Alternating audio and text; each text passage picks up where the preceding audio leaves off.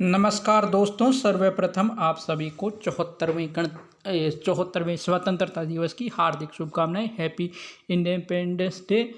दोस्तों, हमारी कक्षा 10 में जो नई बुक लगी है राजस्थान का इतिहास एवं संस्कृति, उससे हमने प्रथम पाठ शुरू किया था और इस पाठ के हम 2 वीडियो बना चुके हैं। आपने नहीं देखे, आई बटन में उन दोनों का लिंक मिलेगा, आप जाकर उनको देख सकते हैं। आज हम पाठ नंबर 3 लाए हैं, जिसके तहत आज हम पढ़ेंगे राजस्थान की प्राचीन सभ्यताएं। चलिए पढ़ते हैं। तो देखो, सबसे पहले देखो कालीबंगा सभ्यता। प्राचीन द्वेषदत्ती और सरस्वती नदी घाटी, जो कि वर्तमान घग्गर नदी का क्षेत्र है, क्षेत्र में हड़प्पा सभ्यता से भी प्राचीन कालीबंगा सभ्यता विकसित हुई। यानी देखो दोस्तों, द्वेषदत्ती और सरस्वती नदी है जो वर्तमान घग्गर नदी का क्षेत्र है, वहाँ पर हड़प्पा से भी पुरानी एक कालीबंगा सभ्यता विकसित हुई थी। राजस्थान के हनुमानगढ़ जिले में स्थित यह सभ्यता आज से 6000 वर्ष से भी अधिक प्राचीन मानी जाती है। यानी कालीबंगा कहाँ है? राजस्थान के हनुमानगढ़ जिले में, और इसका समय है 6000 वर्ष भी प्राचीन मानी जाती है। इस स्थल का कालीबंगा नाम यहाँ से खुदाई के दौरान प्राप्त काली चूड़ियों के कारण पड़ा। यानी इसका कालीबंगा नाम कैसे पड़ा कि यहाँ से जो है खुदाई के दौरान काली चूड़ियाँ प्राप्त हुई थी। और पंजाबी भाषा में बंगा का अर्थ होता है चूड़ी, यानी काली बंगा, काली चूड़ियाँ। सर्वप्रथम 1952 में अमलानंद घोष ने इसकी खोज की थी। यानी सबसे पहले खोज किसने की थी? 1952 में अमलानंद घोष ने। और उसके पश्चात 61 और 62 में बीबी लाल और बीके थापर द्वारा यहाँ उत्खनन किया गया। यानी इसका उत्खनन किया था 1961 और 62 में बीबी लाल और बीके थापर ने।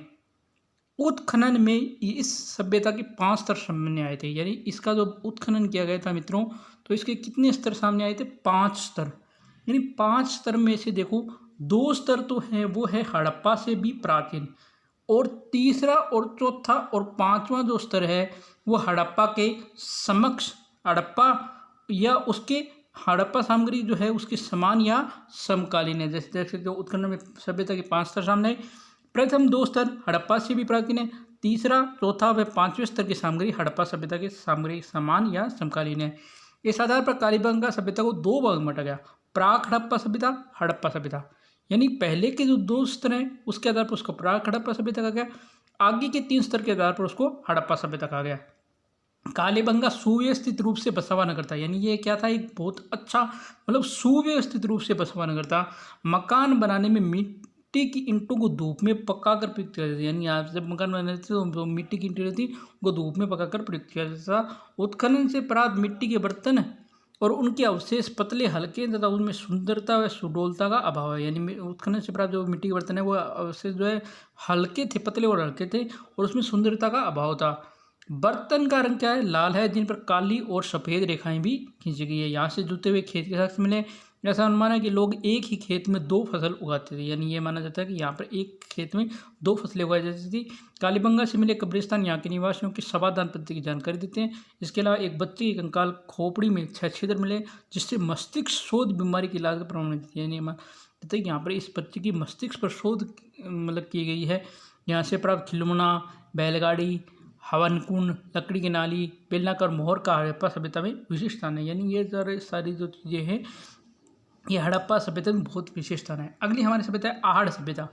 उदयपुर शहर के पास बहने वाले आहड़ नदी या आयड़ नदी के तट पर बसे आहड़ के उत्खनन के फलस्वरूप 4000 वर्ष पुरानी पाषाण धातु युगीन सभ्यता का। यानी ये जो है 4000 पुरानी पाषाण धातु युगीन सभ्यता है। यह सभ्यता एक टिल्ले के नीचे दबी प्राप्त हुई थी, जिसे धूलकोट यानी धूल या मिट्टी टिल्ले। यानी ये जो सभ्यता है कहाँ प्राप्त हुई थी? एक टिल्ले के नीचे दबी हुई थी। सर्वप्रथम 1953 में यहाँ अक्षर कीर्ति व्यास और उसके बाद रतनचंद्र अग्रवाल SD सांकलिया के निर्देश में उत्खनन हुआ। यानी यहाँ पर 53 में उत्खनन किया AK व्यास ने, RC अग्रवाल ने और SD सांकलिया ने। इस सभ्यता के लोग मकान बनाने में धूप में सुखाई गई ईंटों व पत्थरों का उपयोग करते थे। यानी यहाँ पर भी जो लोग हैं वो मकान बनाने में धूप में सुखाई गई जो ईंटें थी या जो पत्थर थे उनका उपयोग करते थे। आहड़ के लोग अपने मृतकों को गहने व आभूषण के साथ दफनाते थे। यानी आहड़ के जो लोग हैं वो क्या करते थे? उनके जो लोग मतलब जो मृत लोग, उनको क्या है, उनके गहने और आभूषण भी क्या है उनको साथ ही दफना देते थे, जो उनकी मृत्यु के बाद भी जीवन अवधारणा का समर्थक होने का प्रमाण है। उत्खनन में मिट्टी के बर्तन जो है सबसे अधिक मिले, जो आहड़ को लाल काले मिट्टी के बर्तन वाले संस्कृति का प्रमुख केंद्र सिद्ध करते हैं। आहड़ का दूसरा नाम क्या है? ताम्रवर्ती नगरी भी मिलता है, जो यहाँ तांबे के औजार एवं उपकरणों के अधिक प्रयोग के कारण रखा गया।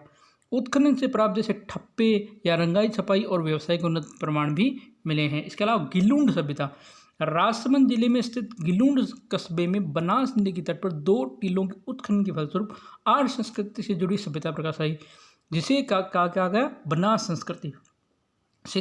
यानी गिलुंड कस्बा है राजसमंद में, बनास नदी के तट पर 2 टीले उत्खनन हुआ था, उसके कारण ये जो गिलुंड सभ्यता ये सामने आई, इसे बनास संस्कृति कहा गया। 57-98 बीबी लाल के निर्देश में यहाँ उत्खनन किया गया। उसके बाद 98 से 2003 में पूना के डॉक्टर वीएस शिंदे और पेनिसिल्वेनिया विश्वविद्यालय अमेरिका के प्रोफेसर गेगरी पोस्टल के निर्देशन में यहाँ उत्खनन किया गया। उत्खनन से जो ताम्रयुगीन सभ्यता का अवशेष मिला, जिसका समय माना जाता है 1900 से 1700 ईसा पूर्व। गिलुंड से जो है 5 प्रकार की मिट्टी बर्तन मिले, सादे, एक काले, एक पालिशदार, एक भूरे, एक लाल और काले चित्रित निर्माण। उत्खनन में जो है मिट्टी के खिलौने मिले, पत्थर की गोलियां मिली है, इसके अलावा हाथी दांत की चूड़ियाँ मिली है, आहड़ में पक्की ईंटें मिली हैं, जबकि गिलुंड में इनका प्रचुर उपयोग होता था। बागोर सभ्यता, देखो भीलवाड़ा जिले में स्थित है बागोर, जो कोठारी नदी के किनारे पर विकसित हुई और इसके उत्खनन में महत्वपूर्ण काम किया डॉक्टर वीएन मिश्र ने 67 से 70 तक। उत्खनन के दौरान यहाँ प्राज्ञ ऐतिहासिक काल की सभ्यता के अवशेष भी प्राप्त हुए, जो 4 से 5,000 पूर्व, यानी ये जो है 4 से 5,000 वर्ष पूर्व के माने जाते हैं। यहाँ से बड़ी संख्या में जो है लघु पाषाणोपकरण, छोटे पाषाणोपकरण मिले, जो सभ्यता के निवासियों के आखेटक यानी यहाँ के सभ्यता के निवासी क्या थे, शिकार करते थे। बागोर से तांबे के उपकरण भी प्राप्त हुए, इसमें छेद वाली सुई जो है सबसे महत्वपूर्ण है। यहाँ से कृषि और पशुपालन के सबसे ज़्यादा प्राचीनतम साक्ष्य मिले। इसके अलावा बागोर मध्य पाषाणकालीन सभ्यता का भी स्थल है, लघु पाषाण उपकरण का मुख्य केंद्र रहा है। अगली सभ्यता है गणेश्वर सभ्यता। देखो गणेश्वर सभ्यता है, ये नीम का थाना सीकर में है और नदी है कांतली, और ये सभ्यता कैसी है, ताम्रयुगीन सभ्यता है। आरसी अग्रवाल के उत्खनन में, आरसी अग्रवाल के निर्देश में यहाँ से 2800 ईसा पूर्व सभ्यता के अवशेष मिले थे। यहाँ से सबसे ज़्यादा क्या है, एक तो तांबे के आयुध व उपकरण मिले हैं, इसीलिए इसको ताम्रयुगीन सभ्यताओं का प्राचीनतम या इसको जननी कहा जाता है। यहाँ से प्राप्त तांबे के उपकरणों में 99% तांबा है, जो इस क्षेत्र में तांबे की प्रचुर प्राप्ति प्रमाण है। यहीं से मिट्टी के बर्तन भी प्राप्त हुए हैं। यहाँ कृष्ण वर्णी मृद पात्र जिन्हें कहते हैं वो प्राप्त हुए हैं। इसके अलावा काले व नीले रंग के बर्तन मिले हैं। गणेश्वर सभ्यता जो है भारत की ताम्र सभ्यताओं की जननी कहा जाता है। यहाँ से जो तांबा है वह हड़प्पा और मोहनजोदड़ो को निर्यात किया जाता था। अब देखिए राजस्थान की जो अन्य प्रमुख सभ्यताएं हैं वो देखो, भीनमाल और जालौर की सभ्यता एक महत्वपूर्ण स्थल है, जिसका उत्खनन आरसी अग्रवाल ने करवाया था। यहाँ से एक रोमन एम्फोरा यानी सूरा पात्र, एक यूनानी सूरा भी मिली है, जो इसकी विदेशी व्यापार होने की पुष्टि करती है कि भीनमाल का प्राचीन नाम क्या था, श्रीमाल। इसी प्रकार इस साल उदयपुर से प्राक ऐतिहासिक कालीन सभ्यता के प्रमाण मिले। यहाँ से समृद्ध लोह उद्योग के साक्ष्य प्राप्त हैं। इसके अलावा प्राचीन मत्स्य जनपद में स्थित बैराट, जयपुर, बिज्जक की पहाड़ी, भीम की डूंगरी, महादेव जी की डूंगरी से हड़प्पा सभ्यता और मौर्य काल के अवशेष मिले। दयाराम सानी, नीलरतन बैनर्जी, कैलाशनाथ दीक्षित जैसे विद्वान इसके उत्खनन से जुड़े थे। बैराट से एक गोल मंदिर और अशोक स्तंभ के भी अवशेष मिले हैं। बैराट के समीप ही अशोक का भावरू शिलालेख प्राप्त हुआ है, जो अशोक के बौद्ध धर्म का अन्य उनका सबसे बड़ा प्रमाण माना जाता है। इसके अलावा बालाथल जो उदयपुर में है, वहाँ पर वीर मिश्र के निर्देश में उत्खनन से एक ताम्र पाषाणकालीन सभ्यता आई है। इस सभ्यता का संपर्क जो हड़प्पा सभ्यता से माना जाता है। इसके अलावा जो है रंगमहल हनुमानगढ़, उज्जैन भीलवाड़ा, नगरी चित्तौड़गढ़, बारौर गंगानगर, तिलवाड़ा बाड़मेर, जोधपुरा जयपुर, सोनारी झुंझुनू, नोहा भरतपुर, नागौर टोंक आदि प्राचीन सभ्यताओं के अवशेष भी राजस्थान में प्राप्त हुए हैं। राजस्थान में आर्य संस्कृति का प्रसार हड़प्पा सभ्यता के पतन से 1800 पूर्व आसपास के बाद भारतीय इतिहास में वैदिक सभ्यता का प्रारंभ हो जाता है। इस सभ्यता के बारे में जानने का प्रमुख स्रोत 4 वेद, ऋग्वेद, यजुर्वेद, सामवेद, अथर्ववेद, इसलिए इसे वैदिक सभ्यता कहा गया। राजस्थान में इस सभ्यता का अवशेष जो है अनूपगढ़, तरखानवाला डारा और चकचौसर से मिले हैं।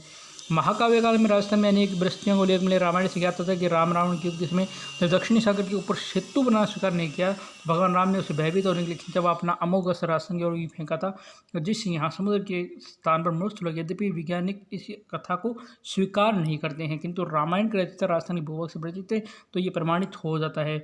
महाभारत में राजस्थान के आर्यों का पर्याप्त, जैसे महाभारत के अनुसार राजस्थान का दाखिल प्रदेश कौरव पांडव राज्य का धीरा, मत्स्य राजा उनका मित्र या अधीनस्थ राज्य था। पांडवों ने ज्ञात वर्ष का एक वर्ष भेष बदलकर मत्स्य देश के शासक की यहाँ व्यतीत किया था। महाभारत युद्ध में विराट अपनी सेना से पांडवों की ओर से लड़ता हुआ मारा गया था। भारतीय इतिहास की महाभारत युद्ध के पश्चात महात्मा बुद्ध के समय राजस्थान का इतिहास भी अंधकार में है, क्योंकि इस समय जानने का कोई पुरातात्विक या लिखित साक्ष्य नहीं है, किंतु बुद्ध के समय भारतीय इतिहास के ऐतिहासिक युग प्रारंभ होने के कारण राजस्थान के इतिहास के सामने पहले के अपेक्षा ज़्यादा स्पष्ट और प्रमाणिक जानकारी मिली है। बौद्ध ग्रंथों के आधार पर विद्वानों का मत है कि 6वीं शताब्दी ईसा पूर्व में भारतीय राजनीतिक रंगमंच पर 2 प्रवृत्तियां विशेष रूप में, प्रथम जनपदों की, द्वितीय साम्राज्य के विस्तार हेतु जनपदों के मध्य संघर्ष। तो मित्रों, आज हमने राजस्थान की प्राचीन सभ्यताएं पढ़ ली। आपको ये वीडियो कैसा लगा लाइक करके जरूर बताएं, शेयर करें, कमेंट करें। चैनल को आपने सब्सक्राइब नहीं किया तो चैनल सब्सक्राइब कीजिए, बेल आइकन को प्रेस कीजिए। धन्यवाद दोस्तों। जय हिंद, जय भारत। घर रहें, स्वस्थ रहें और पुनः आपको स्वतंत्रता दिवस की हार्दिक शुभकामनाएं। जय हिंद, जय भारत, वंदे मातरम, इनकलाब जिंदाबाद।